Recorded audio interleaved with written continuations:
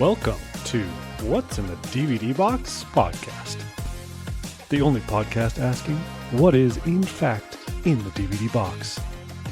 Introducing your hosts, Jonathan Lind and David Winkler. Now, welcome to the pod. Welcome back to What's in the DVD Box podcast. David, what's in the DVD box tonight? Jonathan, we have a classic Western called Quigley Down Under. And surprisingly, there's no other Quigley movies. He's just down under this one and never goes up to do anything else. Immediately down under. Immediately down under. Is it classic because it's well known? Because I'd never heard of this movie. Yeah, it's classic because Tom Selleck's in it. Okay. It's an iconic mustache. Yes. It's a good point that Undisputed. Yes. It's a classic movie. Classic. I mean, it's classic because it's older at this point. Okay. I was wondering if it was just because it was released in 1990. Classic. Yeah. Love it. Iconic. Have you watched it? Well, only the once Only for this the once. podcast. Not seen it before. These are my favorite ones when you haven't seen it and you just get to experience. I mean, it's a wild thing that you just get to experience whatever is coming out of this box. And that's at least half the DVDs in the box are just like, yeah, haven't seen that. So how did this get in the box? I know exactly how it got in my box. When I was a kid, my dad used to go work at this machine shop. And the guy lived in his machine shop. His name's Tom, just a crusty old guy who machined. And my dad and him would just do stuff in the machine shop. And he had a TV in the shop. And just various movies would be playing, probably on TBS or something. And I remember watching this one. Like, it was just, on a Saturday. I remember just watching and be like, whoa, that's cool. It's all like stuck in the back of my head along with this one. And then Heart of Darkness, which is like the Lion movie with Val Kilmer in it. Okay, yeah. And it really, but that one really stuck in my head because people were getting like straight mauled by lions. And I was probably like 6 or 7 just watching people get mauled by lions. I guess it was on TV, so maybe it wasn't as bad. But I mean, when you're that age and, you got a vivid imagination, if something's getting mauled by a lion off screen, it's vivid. It is vivid, which begs the question why that movie is not in my DVD box and this one is. And it probably, I remember those two. I specifically remember everything about watching these movies in that shop. And all I can guess is that this was in the 99-cent bin at Walmart when I went to go buy it. So the perfect combination of, I've seen that movie before. Yeah. That's a pretty cool movie. Classic is what I would have called it at the time, probably. The right price. And the right. Yeah. I wish I would have cared more about the right price, but and maybe not. Maybe it was maybe I bought one. I was like, I'll grab this other one at the same time.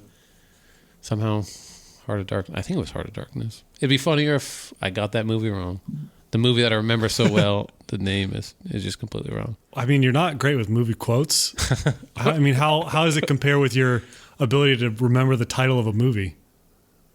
Better because if I can visually see it, usually it clicks. You got the posters. I can tell you actor, faces, scenes, that type of stuff. I'm pretty good with. But you're there's probably you could probably pull out a quote from this movie right now. I just watched it and I forgot it already.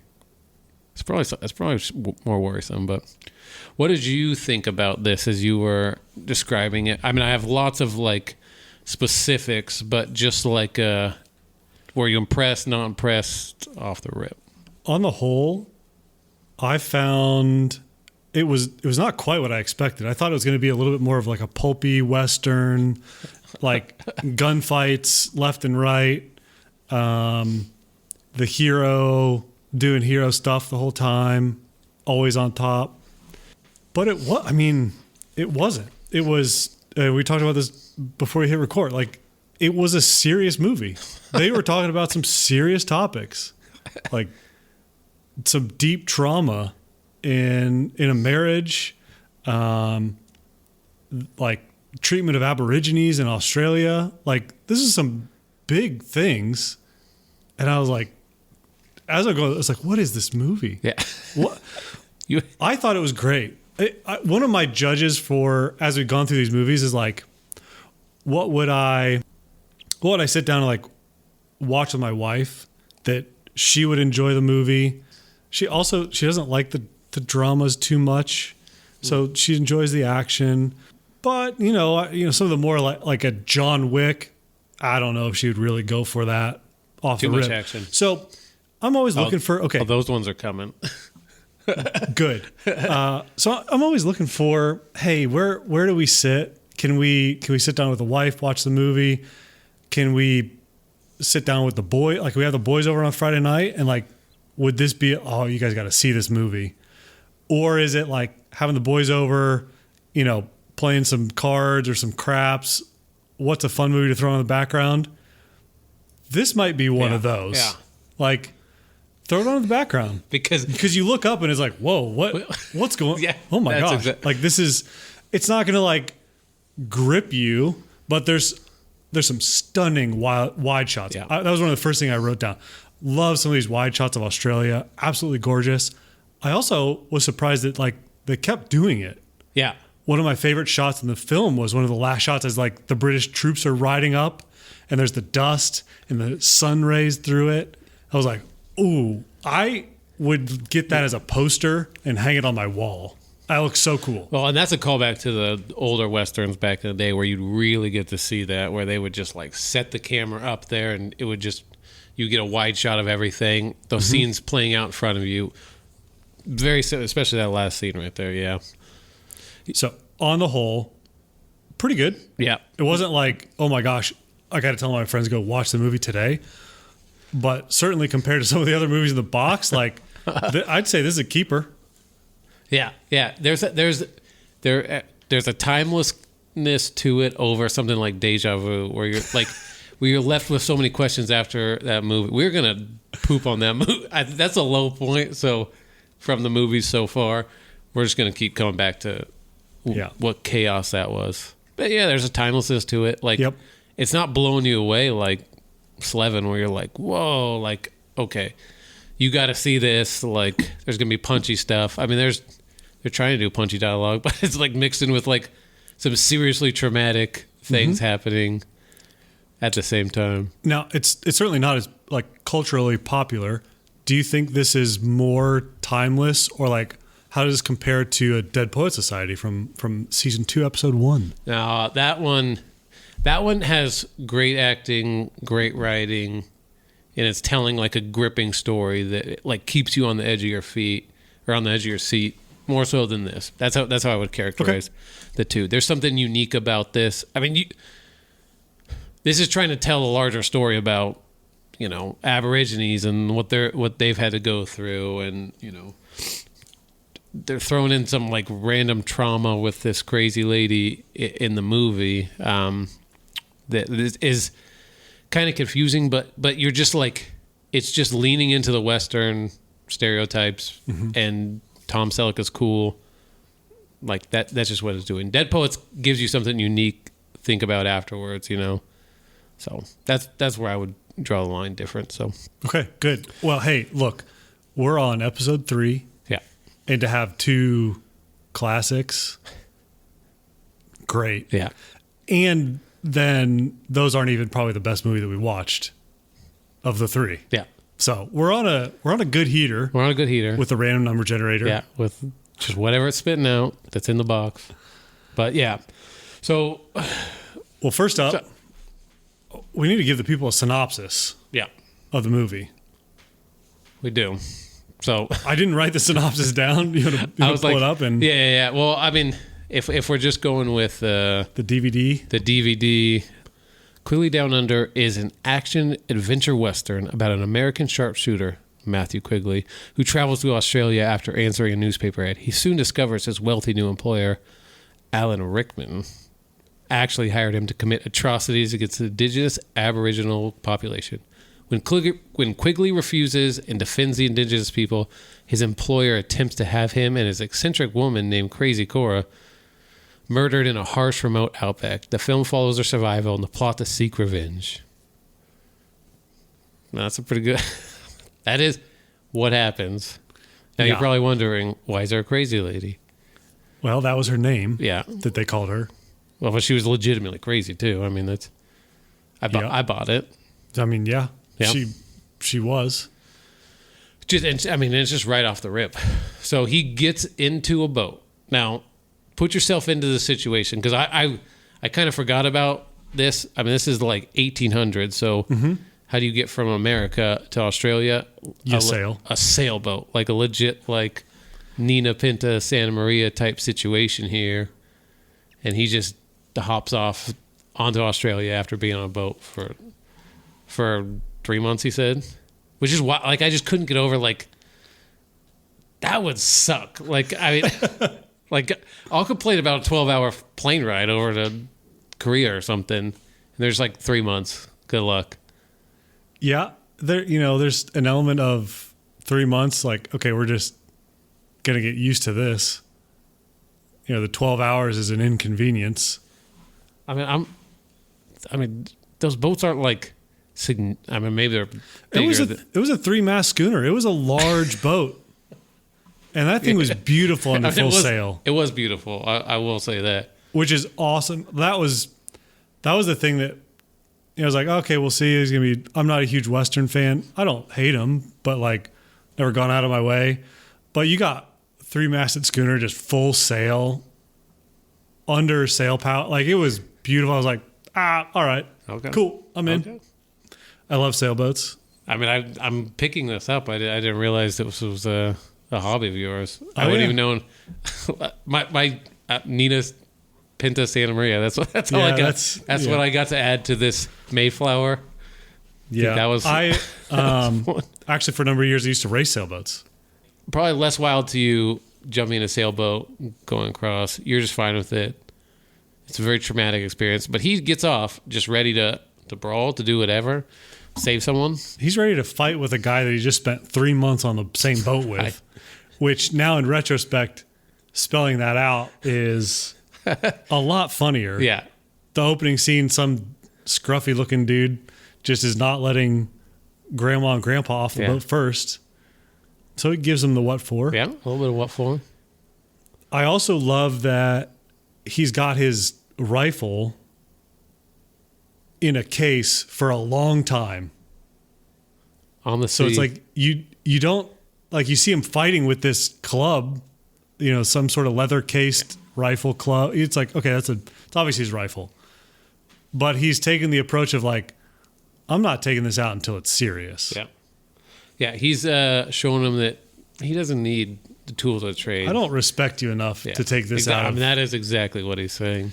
So he gets in a scruff right after he gets off the boat. Yeah, but you see, homeboy standing up for the old people. Yeah, the lowly people, and then he walks in and sees classic trope of, hey, these bad guys are trying to get a girl. Oh no. They're trying to take advantage of the damsel in distress, and so he's got to give more what for. I mean, he's just off a 3-month boat ride, just fighting all over the place and doing it. And we should point out that what we're working with here and why this movie is half of what it is he has, I mean, Tom Selleck has the most iconic mustache in the history of mustaches, with a little goatee just down there, which I think is there to say this is not the 1960s, this is the 1860s, because I got this little goatee patch right there. That's how it put me right into the timepiece. That's really all you need. Yeah, the old Wyatt Earp. Yeah, the old Wyatt Earp. Who wore it better? We'll never know. Oh, I do. I mean, I literally just told you who wore it better. We'll never know, folks. We already do know. It's fine. It's been settled. Okay, so look, that first brawl, I mean, just a normal fight? It was a dad fight. It's a dad fight? It was. No, it's not. Convince me. Okay, you have to look at the entirety of the fight, not just the fact that, yes, there's one guy who is really cool looking, handily handing a bunch of goobers. I mean, but those goobers are just like if a bunch of dads tried to fight a Tom Selleck guy. Okay. So you have the dad aspect. I mean, there are dads just in normal. the fight. Not, I mean, there's like, if there was choreograph happening during the fight, it was like all the actors showed up and they're like, all right, remember, you can't punch each other, but you got to look like you're punching each other. Should we practice this? No, we're not going to practice it. Everyone knows how to punch, but don't hit them. Okay, does it kind of look like this? And just like the most telegraphed swings in the world, because you can't like hit at Tom Selleck, like, so you just got to act like it. And so while he's doing that, it's just punch, and then some fake blood. And I mean, that's all you need for a dad fight. There's no quick, I mean, there's some quick camera cuts, but not like we're used to. Okay, so previously we'd have these long-winded explanations of what is and what isn't a dad fight, and now it's just there's some dads that happen to be involved in the fight. Yeah. So therefore, dad fight. Yeah. I mean, it's how is a 1 versus 3 a dad fight on any level? I mean, you think you're honestly trying to sit here and say that a bunch of goobers going out, throwing out some weak haymakers, looking actually ridiculous, as if dads were trying to fight. You're just gonna like dismiss as a dad fight completely? Well, okay. So the underlying question is, for a dad fight to be a dad fight, do both aggressor parties have to be no dads? No. When you dad-esque, this if is you will. I've figured out what's happening when I'm thinking about dad fights. Okay. If I walk away from that fight being a little bit sad at what I watched, then it's a dad fight. Yeah, he handled him. You knew he was going to handle him. You saw the mustache. You already knew what was going to happen, but then you left a little bit sad after the fact. That's what happens. Because if you think about this. Think about you're at a soccer game and two dads start fighting. You're gonna leave that a little bit sad of what you just witnessed. Yeah, that's maybe laughing a little bit because one's sitting down there with his shirt pulled up and laying on the ground. Okay. I have a very distinct vision of how that would look, and I would be sad after the fact. Okay, I can hear you. I can hear you from that perspective. I mean, what about all the rest of the fights in the movie then? Because those guys end up fighting again. Are those not dad fights? I mean, they're not really from then on out, he unsheaths the rifle, and then there's a lot of just shooting people, which it's not really. That's not dad fights, really. You need some. I'm not remembering much other than that. Well, look, Matthew Quigley himself says that God created all men and Sam Colt made them all equal. That's right. So, you could say that, some of those gunfights at the end are some dad action. The classic, nope, don't shoot me. My hands are up. And then the buddy's got the drop on him, oh, gotcha. I mean, yeah. That's I see what you're saying. Dads aren't getting the sharpshooter upper hand. They got to do some shenanigans. They got old man. They need stuff, hijinks, tomfoolery, reindeer games, and such. Now I'm playing devil's advocate a little bit. I think for the sake of this podcast and our arguments, I do think it's the fisticuffs that are what we're more after. It's not the is it two dads with Colts? Yeah. Missing 16 shots back and forth. I don't think that's as interesting. No. What we're talking about is an interesting dad fight. It's did you commit to camera? Did you drag, I don't know, tens of people out to this set to slowly punch each other and roll around and commit it to camera? Is that what we did? It's a cut. We got it. Yeah. Is that, hey, because if we go back to The Fugitive and what set this all off, there's no way they were trying to cut, they were trying to make it happen. There's no way they walked away from that being cool. It was hey, here's the thing that needs to happen. You guys are struggling for your life. Just try to make it look as good as possible. Harrison Ford, can you just tackle him and that will get us out of this fight. And he's probably like, oh, he's got one arm. And you're just like, but he wants to kill you and you want to kill him. So everyone's mad. Just imagine it would happen. Okay. So, okay, I'll allow it. There's one dad fight in the movie. Okay. And it's the 1v3 brawl. Like 2 minutes into the movie. 2 minutes into the movie. Yeah. No. Like 3 minutes in the movie. Because that opening scene with him I guess, putting all his bullets in takes a good minute and a half. That is true.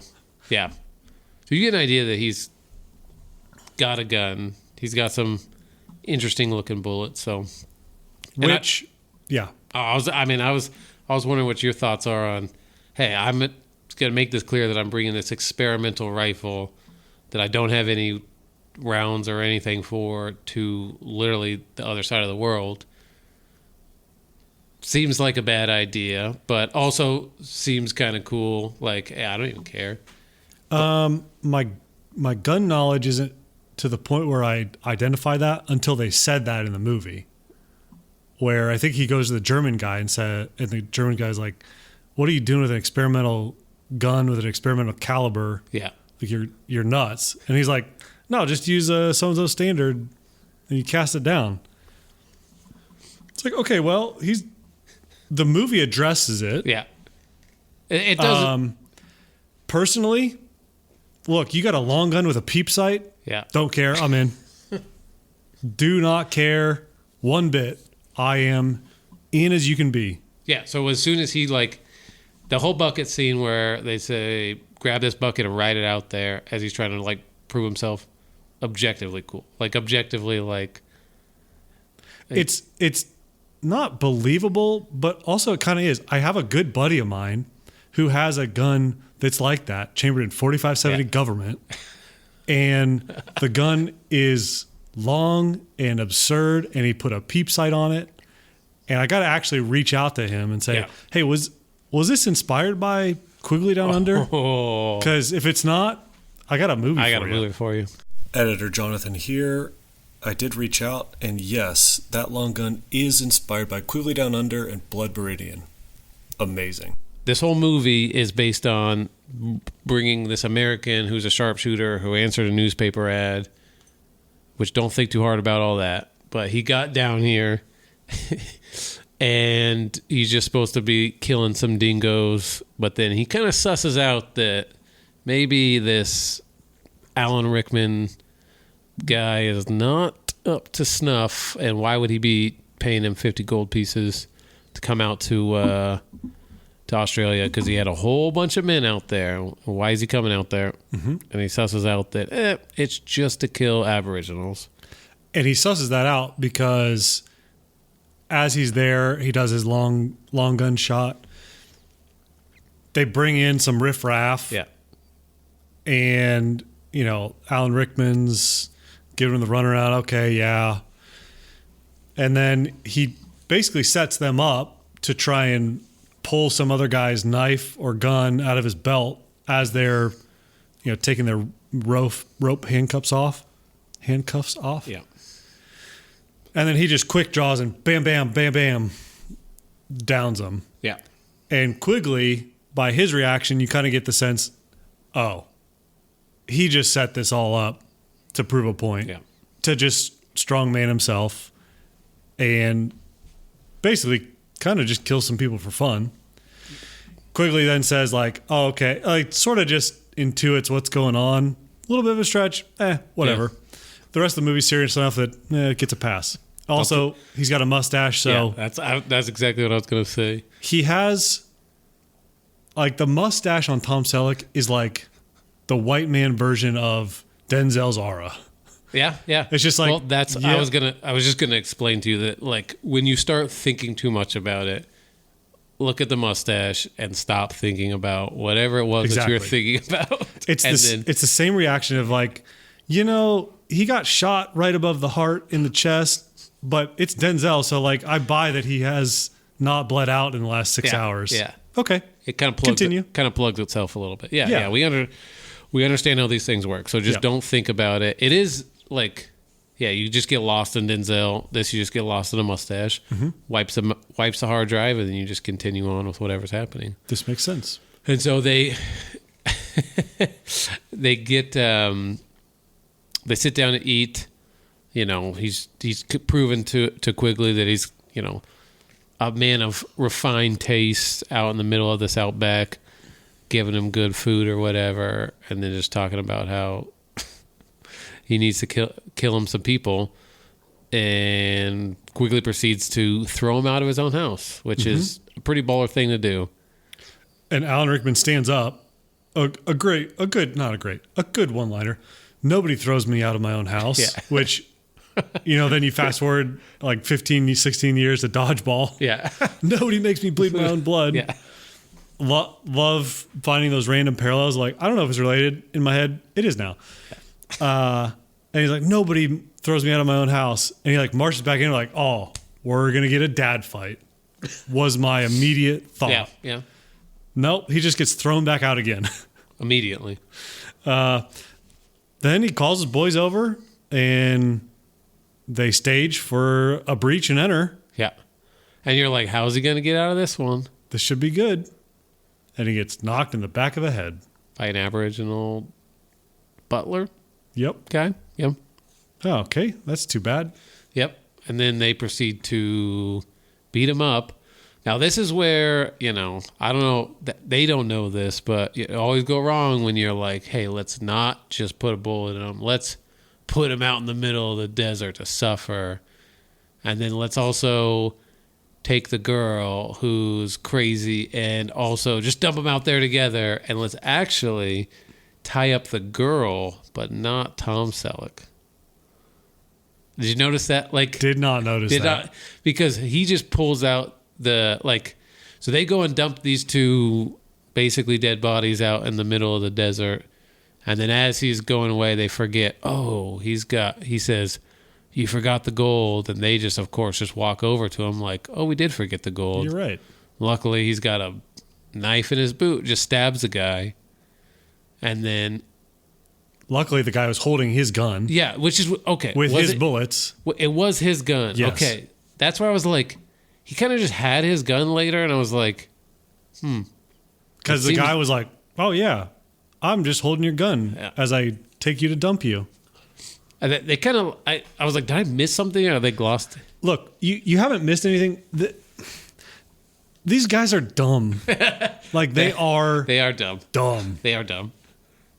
So, you know, that's why they have to have Alan Rickman supervise the lot, like the 20 of them, because they're just kind of all dumb. I mean, they really are dumb. And then, so he walks over, gets stabbed. There's only two of them. I guess they just figure he's dead anyways. Making a lot of... I think if they could do it over again, they'd make some different choices, but... He gets stabbed. The guy who's riding the horse cart thing is like, oh, no, I better run away from the guy with the sharpshooter. Long gun. I don't know if he had a gun or not. I probably should have got that out, but didn't. He just rides away, predictably gets shot by him. And then what I was saying is he goes and cuts the ropes off of the girl. Mm-hmm. I'm just like, Yeah. No, I'm just lost in the mustache. It didn't occur to me. Your hard drive got wiped, and if he probably was wearing we just need to rewatch it. He probably was wearing ropes, and then just sort of like looked at them, and then the ropes looked at his mustache, and just sort of like he did actually. Just then in the next scene, they just weren't there. I mean, the ropes like surrendered. You could probably get enough friction off the mustache to just like kind of. No. The pure aura of the mustache just disintegrated the ropes. Yeah, just like physically how that was happening. It's just kind of these ropes are not worthy. There's some sort of like, sci-fi fantasy element to it. I mean, it's probably more realistic than them forgetting to tie him up in the first place. So it would have been better if they just didn't tie either of them up. Yeah, that would have been the better choice. Or it would have been better if they writing. Yeah, but you know what? If they ever remake it, there's at least one piece to pick up. One small detail to fix. So then also, though, they're out in the middle of the desert. Mm-hmm. Uh-oh. There's no water out in the middle of Australia. Nope, and it's hot during the day. It is pretty hot. Also, they just kind of keep walking, and then the girl falls, and he could have left her behind. Probably a smart thing to do would have been to leave her behind, but he's not going to do that. He picks her He up. tries to. He tries to. He and gets then, about 3 steps, and his conscience Yeah. just, I can't do it. do it. Although she's been nothing but trouble so far. Except for they didn't follow her advice, where she says, "Oh, if you're, my grandpappy always said if you're hiking in the desert, you hike in the night and you sleep during the day." Yeah. And Tom Selleck is like, "I'm way smarter than you. That's a dumb idea. Let me continue to die in the sun." So maybe she's not so crazy. Maybe But then she's she not. calls him the wrong name and also just says crazy stuff all the time. So Yep. we believe she's crazy. Has perfect teeth for a crazy lady. I was trying to explain to my kid who was watching with me, hey, buddy, just so you know, anytime you see crazy people in there, they're going to have to do really weird things because real crazy people will look crazy. Like she would have 3 teeth in real life, but look at her teeth. And he's like, oh, yeah, they are surprisingly white for a crazy lady in the 1800s. They get saved by the Aboriginals, and then we we get a different kind of flavor to what you would be with Westerns of, hey, these Aboriginal people, they're the real, like, they're just, it's setting up the movie that they're the ones who are getting slaughtered, but we're going to humanize them. They save Quigley and the crazy lady. And I kind of forgot that was like just a part of this movie. I was expecting kind of a Western too, even though I had seen it. It's just been, just how I experience these movies of, I have enough in my head of what's actually happening and I'm just completely wrong. And then there's just like a montage of them just kind of picking them up. Well, no, montage didn't pick it up, but then like after that, it's just like, oh, we're just ingrained in their culture now. I'm going to teach you this. You're going to teach me this. Oh, it's all good. Everybody's happy. Crazy lady's a little bit less crazy now, and it's all good. I mean, community. Yeah. Family. Yeah. They're just getting healing. And then the Aboriginals just And peace water. out. And then there's like, yeah, we're out of here. See ya. See ya.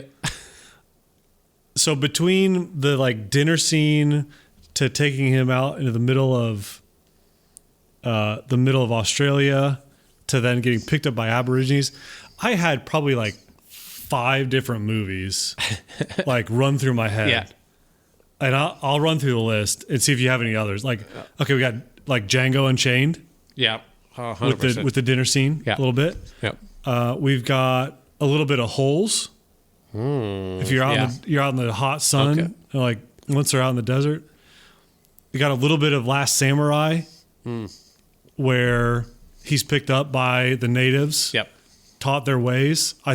Before we got any further, before the Aborigines pieced out, I thought, yes, Tom Selleck's going to ditch his long gun and go for the atlatl, and this is going to be cool. Yeah. Because he's just going to impale some guy. Well, not quite. Yeah. But up until that point, also had Dances with Wolves, which I had to go look up because I was like, this is going to be just too similar, isn't it? Well, okay, it's not quite. Look, there's indigenous peoples. Yeah. There's mustaches. Yeah.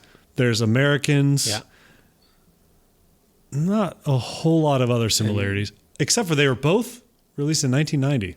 I mean, that is a striking coincidence. Which, if you're familiar with Hollywood, there is a regular cycle of script gets written, gets passed around, gets rejected, gets passed around to another studio, gets rejected, gets passed around to another studio. And then you kind of have 2 movies that look kind of the same come out around the same time because of just the random scripts that just float around and get changed and then get sent elsewhere and get changed a little more. So that's how you get Dances with Wolves in America, Dances with Wolves in Australia, and then 2 movies about the president getting kidnapped and yes, something like that. Bodyguards having to save the day that were released like months apart. Yeah. Yeah. The other one like the White House has fallen. White House. And what was the other one? The president has fallen. I don't know. I mean, I honestly. Yeah. One has Gerard Butler, one has Jamie Foxx. Yeah. That's exactly what happens in those. Yeah. So I'm thinking, like, is this one of those scenarios? Now, look, Dances with Wolves is like 3.5 hours long. It's a different movie. It is a different movie. But up until that point, I was like, this is... We're recognizing that indigenous people had a rough go once the whites came and started, capitalism and all the rest around We there, can blame most of that on the redcoats, though. Yeah. And I love a good USA over England dunk. Yeah. Oh, that was a good one. Where, they're going back. This is before the rundown with Alan Rickman. Apparently, what we know about Australia from this movie is just the British just rode around in groups across Australia. It was being police. British penal colony. Just showing up at the right times. And saying, hey, we got, we're running out all the riffraff. And Quigley says, we already ran out the riffraff. Yeah, we already ran out the riffraff. And just looks straight at him. We sent him to England. It's like, love to hear it. Yeah, I did clap a little bit when I heard that because, that's what you need. Just a little bit of America pride is what we're going to get with this because we all knew who was winning in the end of this movie. To get back to the movie, that whole scene with the Germans and everything happening, man, the movie just goes hard and just like he comes into town and then these people just come and just light the town on fire and just start killing people. You're just like, whoa, like just when you think like it's you just got through the montage, like everything's happy. He's going into this town to, bring water back for the baby. And then the movie just goes off the rail. Like you think in between this scene of this town getting taken over is cut with the crazy lady with an Aboriginal baby that just got saved because a whole bunch of Aboriginals just got ran off of a cliff and this baby was the only one to survive. So they take the baby, they go hide in the cave. He goes into the town gets lit up. While he's in the town, the baby and the crazy lady are getting attacked by dingoes. The crazy lady is a crazy lady because she had to smother her kid when a bunch of Comanches came. Back in America. And then now she's with this kid. The kid's crying. The dingoes are coming. You think she's going to smother this baby. A town's getting set on fire. And you're just like, whoa. What is happening right now? It was about that point where it really cemented for me like, this movie's way more serious than I thought. I thought it was going to be a light-hearted adventure down under. Yeah. And it's like, we're lighting a whole town on fire. Klaus's mom, I forget his dad's name. I just remember Klaus because it's a classic German name. It's Mom Franz gets shot in the crossfire. It's like, what are we doing? She didn't have to die for this movie to get made. No, she didn't. Klaus's dad is devastated. He's just looking at him like, why? Which, honestly, that might have been one of my favorite lines from the movie. I thought the dad was going to say something like, go get him. Yeah. Or like, get revenge. But he's like, that's a legitimate, like, why? Yeah. It was crazy. It was crazy. I had that same thought, too, where I was like, you're watching, you expect it to be this canned response of like, how could they do this to me? Like, let's get pissed.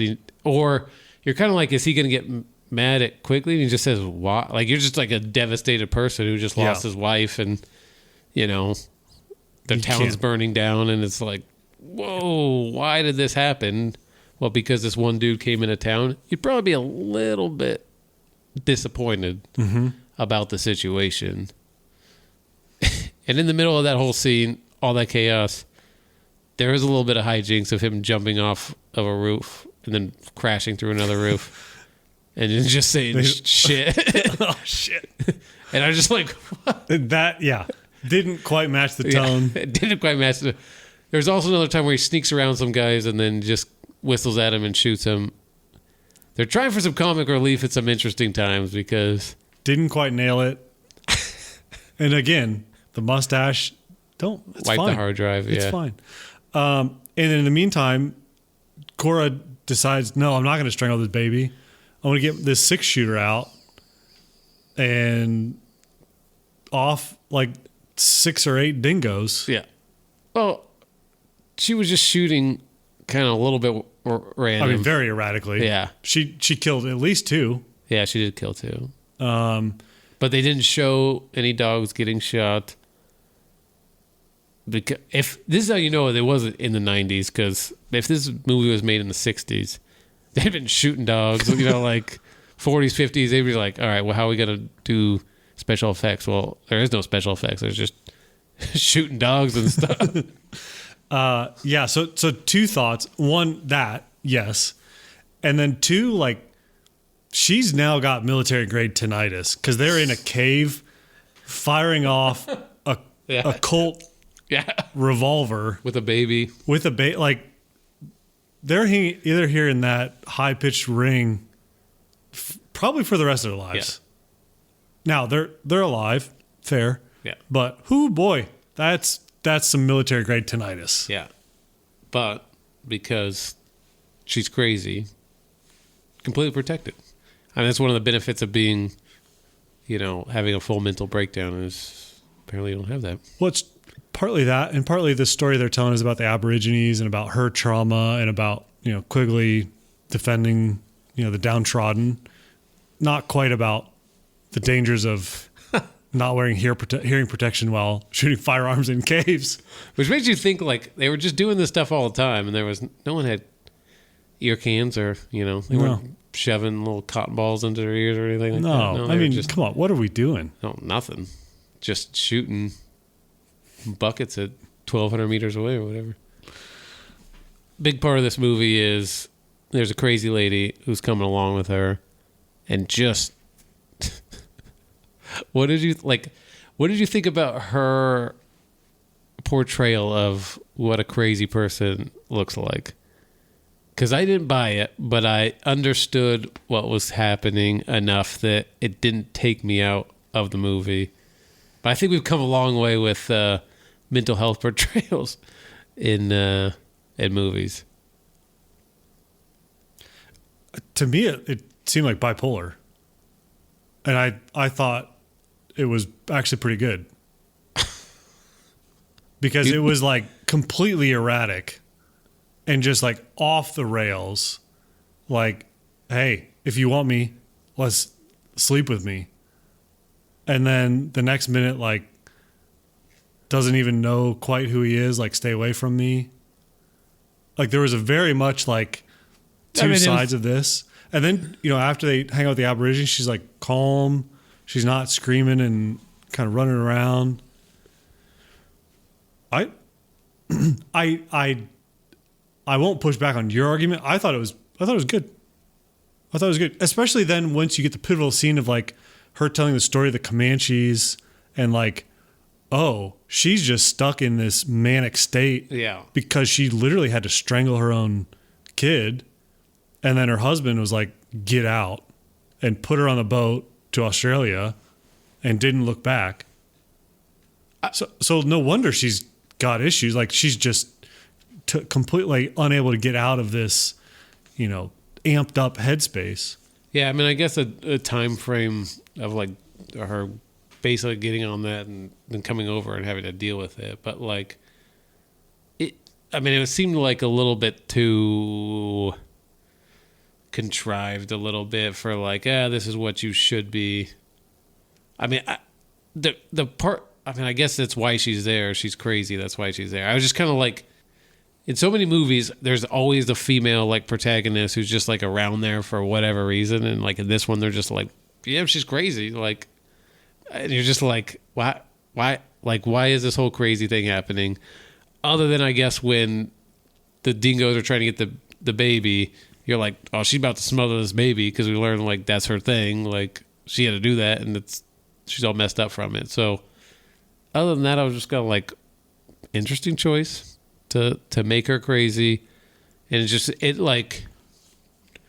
I thought it was more interesting that they at least did that versus, just some other like generic female character who's ended up hapless because she's a woman. And like, I guess in a lot of other movies, it's just like he gets dumped out in the middle of the desert and it's just with some other woman. Yeah. And there's nothing really else.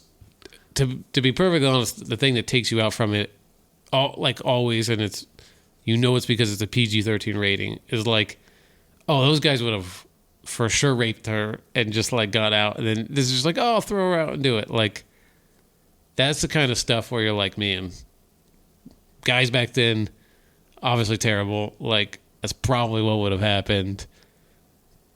It's a crappy thing. Like, but just like, hey, let's throw this in a casual PG-13 movie, and this is what we're doing. Like, I understand why you make those choices. Yeah. To not do that, but I don't know. I like your point of,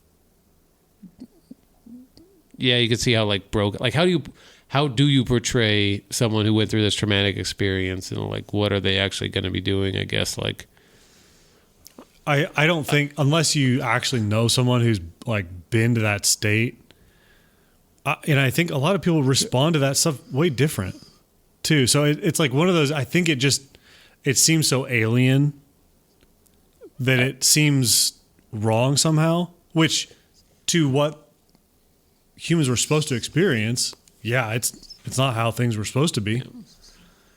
Yeah, I guess a more manic portrayal, I guess, is how, like, it's probably PG-13 related with this, which is, always going to take you out a little bit of, like, you think she's going to be saying some crazy stuff and like repeating stuff more often, and then she does have this like, oh, all of a sudden she's okay, and it's like lucid thought happens. So I don't know. You're probably like, it's probably not as big of a thing, but like it does make it more interesting. Like, it gives depth to a character who would literally have no depth in 99% of other movies, which I guess to this movie's credit, they were trying for some higher brow things, indigenous people protecting indigenous people, like trauma from women, like, Germans being the ones getting shot. Like, there's,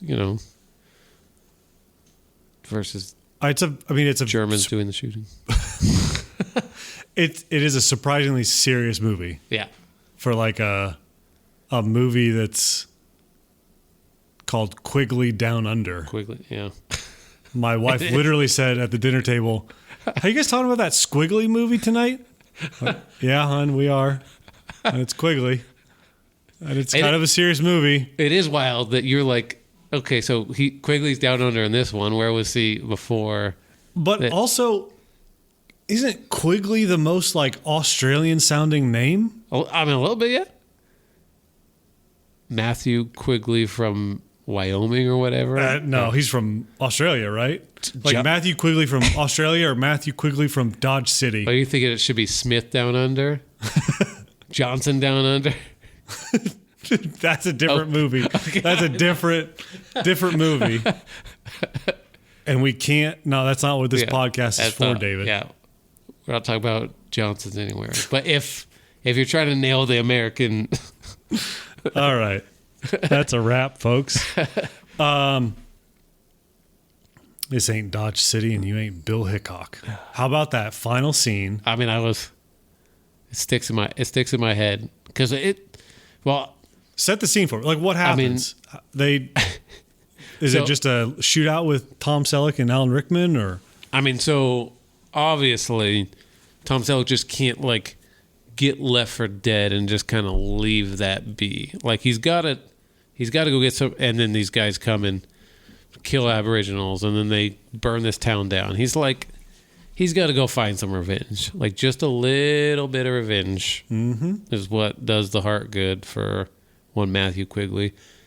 And so he sets up a whole thing. Of course, he's a sharpshooter, so he can just pick them off as they're going around.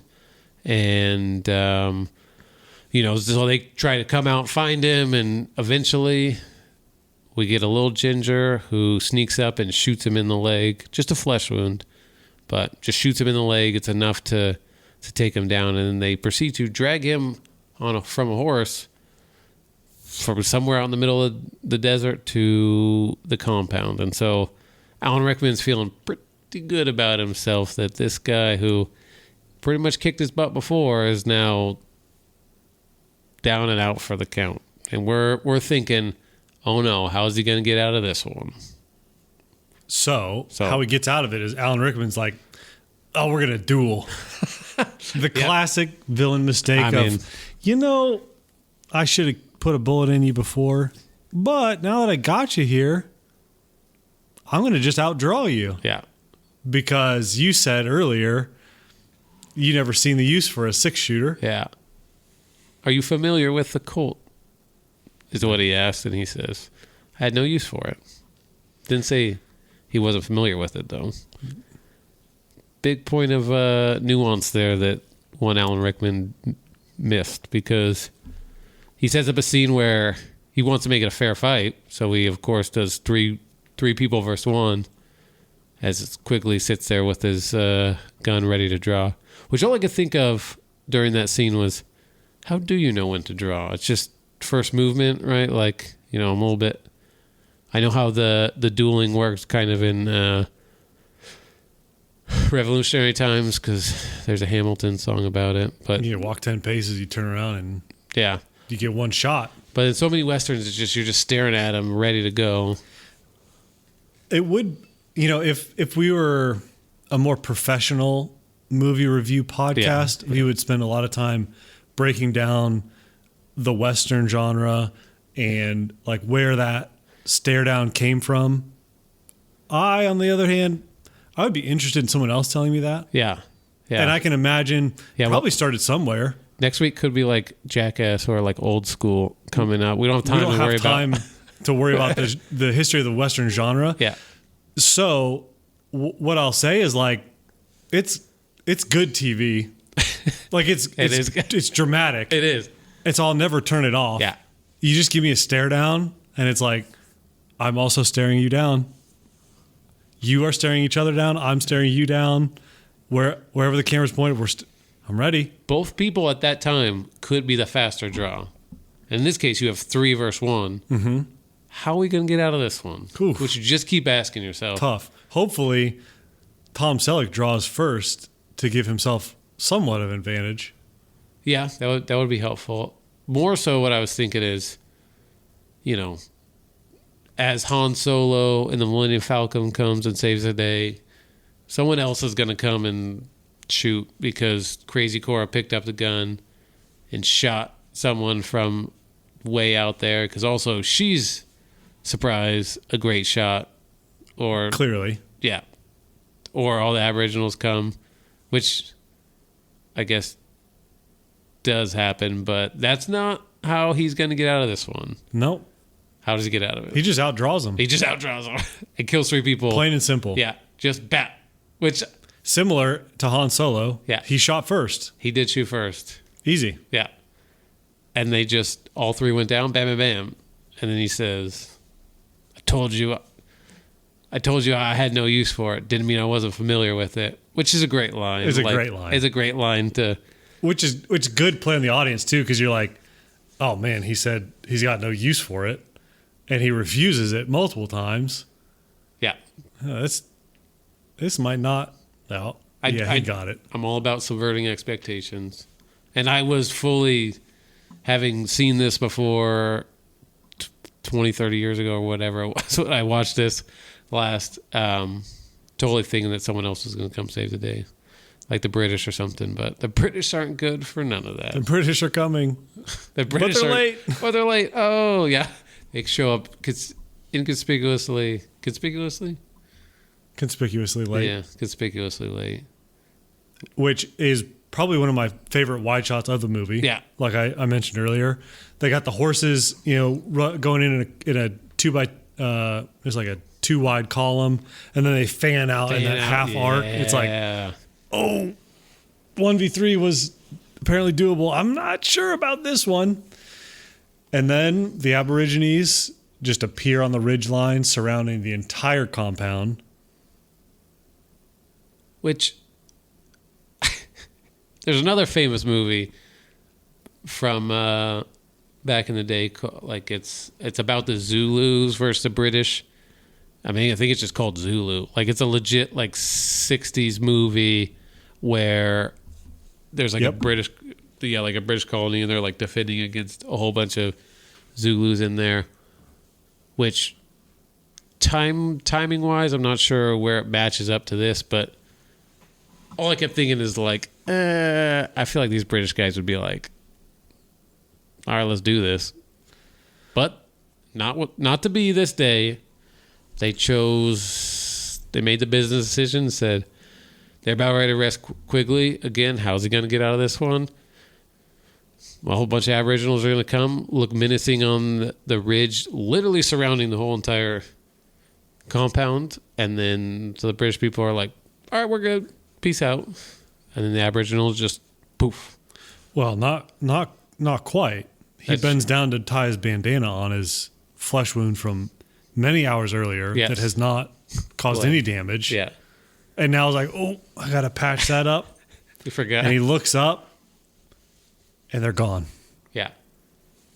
And then the same... oh, wait, no. We forgot. Because right before that, after he had got done shooting Alan Rickman and his goons, all of a sudden, who comes up? The butler who knocked him in the head before with a gun, pointing it at him. And it was his gun, probably. I just assume all along... He handed his gun back. Yeah, okay, I guess I just... His gun was confiscated. He gave him his gun back and then left. Took his shirt off, went back to the, Went native. Well said. And then just pieced out. Got a whole bunch of Aboriginals that came back just as the British were coming, and very poetic end to it. Okay.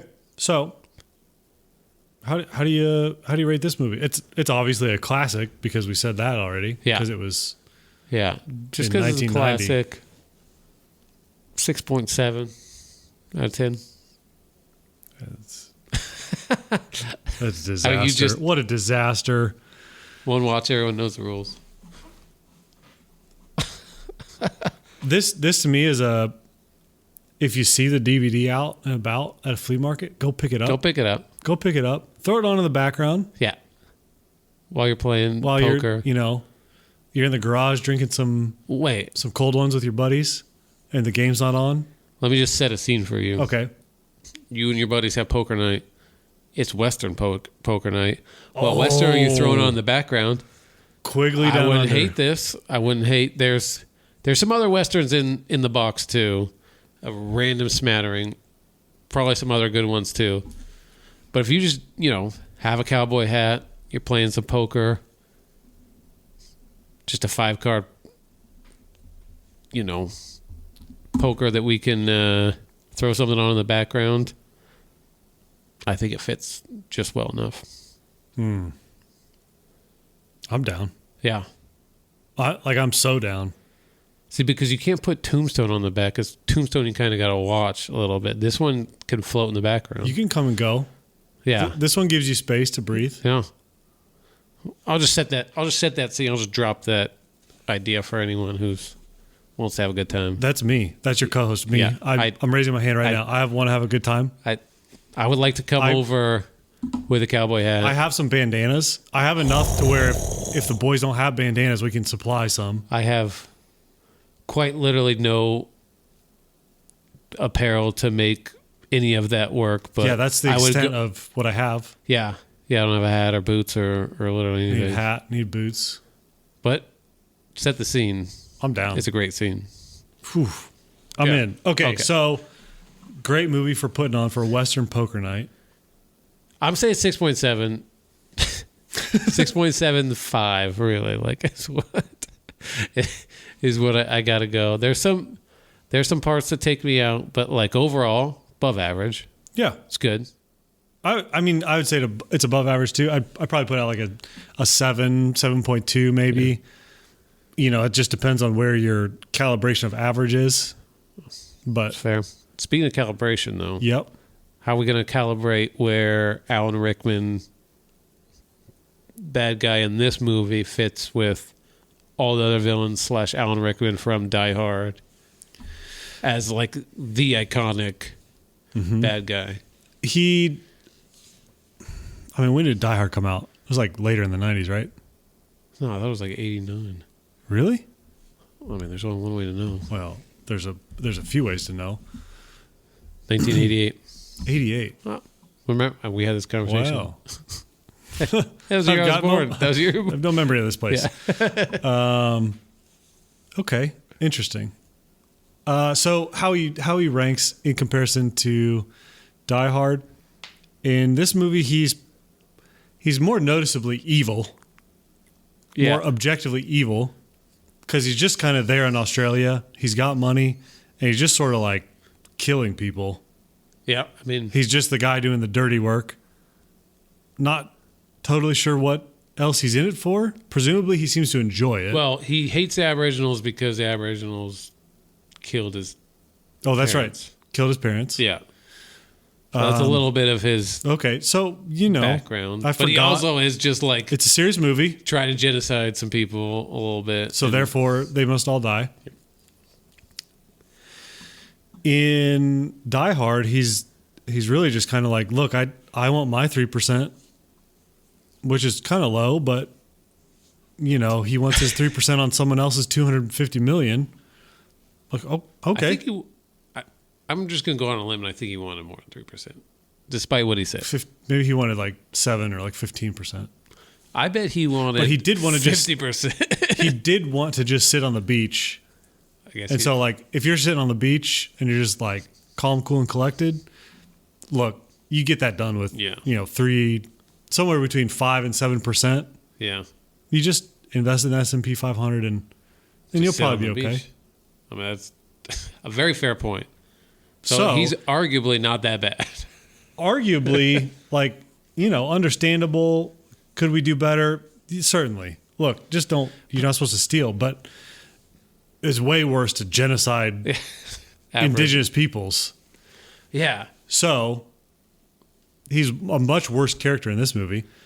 I don't know. I don't think he didn't have as much screen time, though he had enough presence to be like, he's known in the whole area as a bad dude. Yeah. And like, you can believe it. Oh yeah. But then it's like, there's a villain aura that comes with, I mean, I guess maybe more screen time, if not, but just like, he's just so cool and bad in Die Hard that you're like, yeah. I mean, he has some of that here. I think it's probably just the writing. It's like you can get by with like,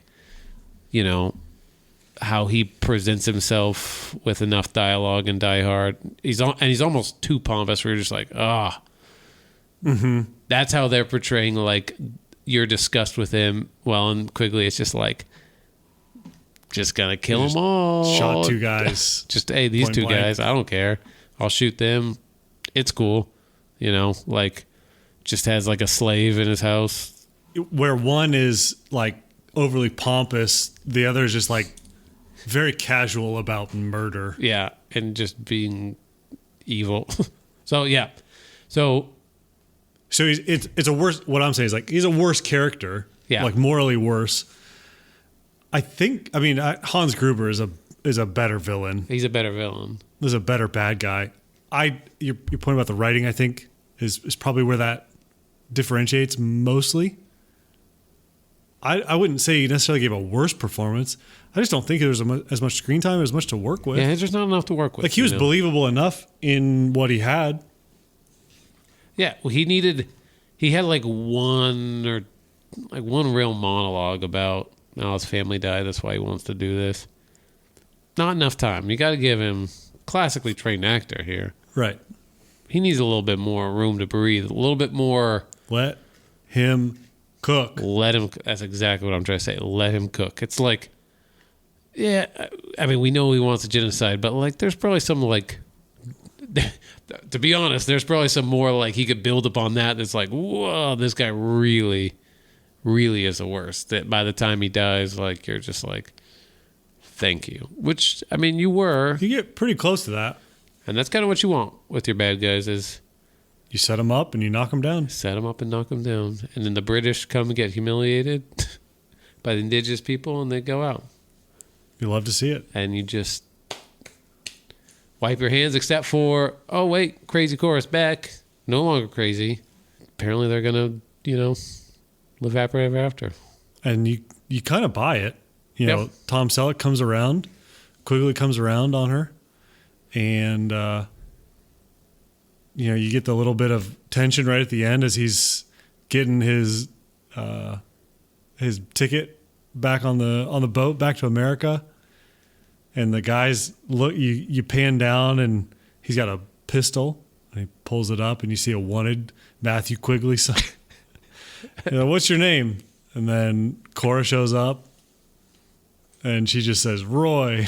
No, he said Roy. He says Roy. He says Roy, and he's like, "Hey, I'll be your Huckleberry." Is basically what he's saying. And then the guy's really disappointed. Oh, I wanted $200.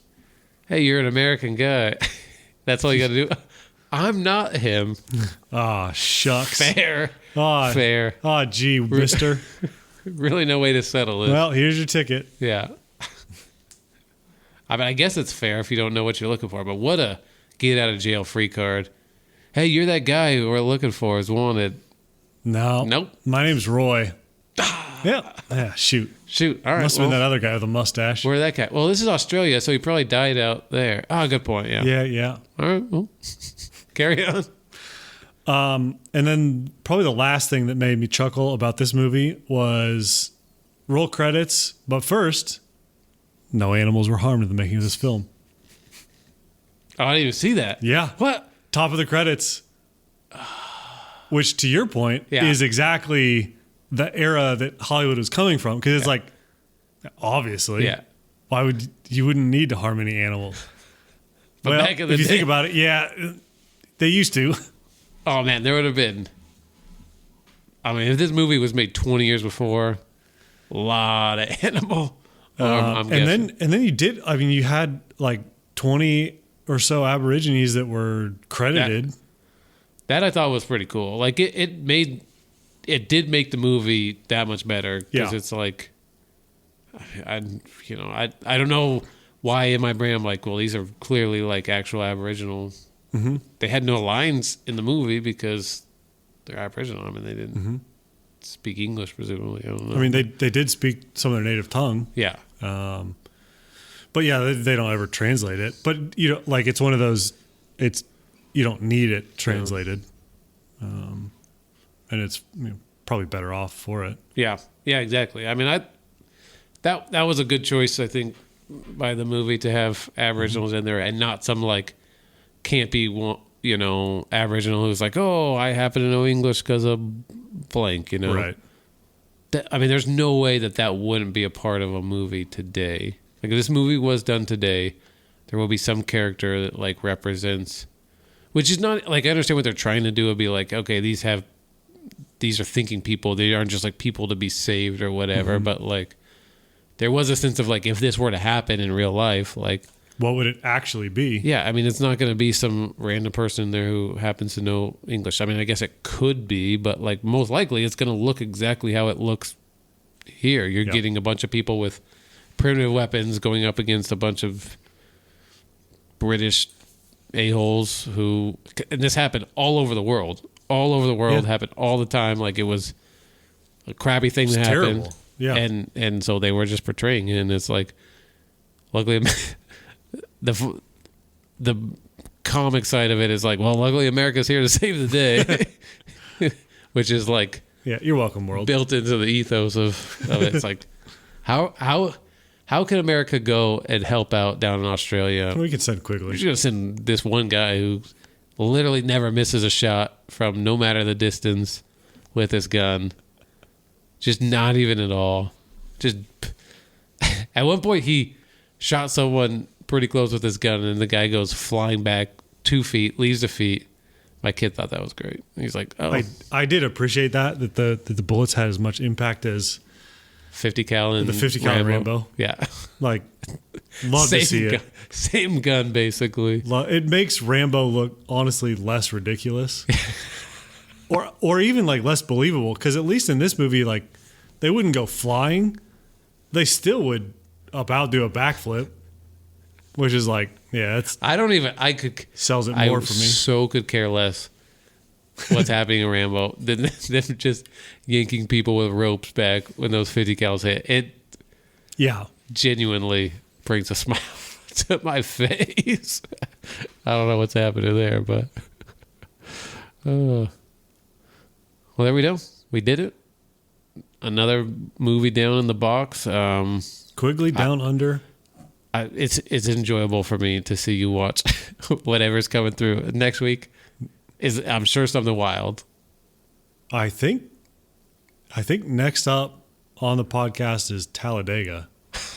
Exactly. Talladega Nights, the Ballad of Ricky Bobby. Yeah, which I have seen that movie. Another serious movie. The most unserious movie. It's the most. Oh, I can't wait. And then we got some good ones for season 2. We do. We got some real good ones. I'm stoked. All right, great. That's been What's in the DVD Box podcast. I'm Jonathan. I'm David. Thanks for listening.